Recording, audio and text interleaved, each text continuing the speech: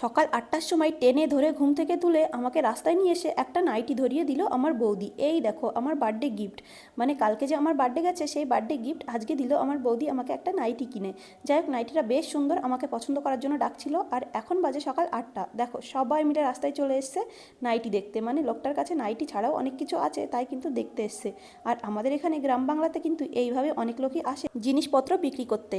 আর এইদিকে আমার অবস্থাটা দেখো, পাগলের মতন লাগছে। এখনও কিন্তু আমি ব্রাশ করিনি, ঘুম থেকে উঠে আমি ভিডিও এডিটিং করছিলাম, তাই কিন্তু আমার গলায় মাইক লাগানো রয়েছে।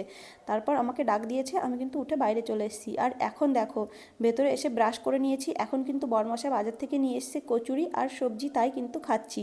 সবার খাওয়া হয়ে গেছে, আমি সবার শেষে এখন ওই 12:30টার দিকে খাবারটা খাচ্ছি। তাই কিন্তু আমাকে নিয়ে সবাই হাসাহাসি করছে। আমার দিদি বলছে আমি নাকি মহারানীর মতন ঘুম থেকে উঠে এখন খাবার নিয়ে বসেছি।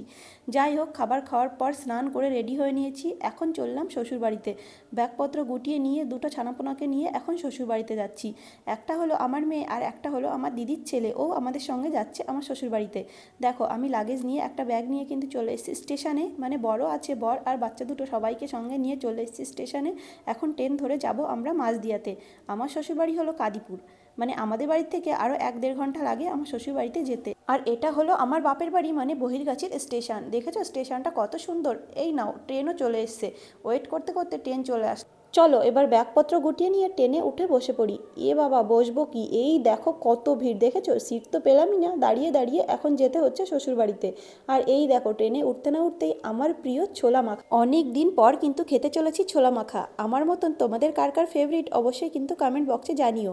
জানো তো, আমি যখনই কলকাতাতে স্টেশনে আসলে বা ট্রেনে চড়লে আর যদি ছোলা মাখা সামনে পাই, তাহলে কিন্তু আমি না কিনে আর থাকতে পারি না। যাই হোক, ছোলা মাখা খেতে খেতে প্রায় চলে এসেছি আমরা। এই দেখো মাঝদিয়া স্টেশনের কাছে কাছে ঢুকে গেছে ট্রেন। নাও ট্রেন থেকে নেমে আমরা অটোতে বসে পড়েছি। বরমশাই গেছিলো মিষ্টি আনতে, মিষ্টির দোকানে মিষ্টি আনতে গিয়ে মিষ্টি আর দই আর তার সাথে রসমালাইও নিয়ে এসেছিলো।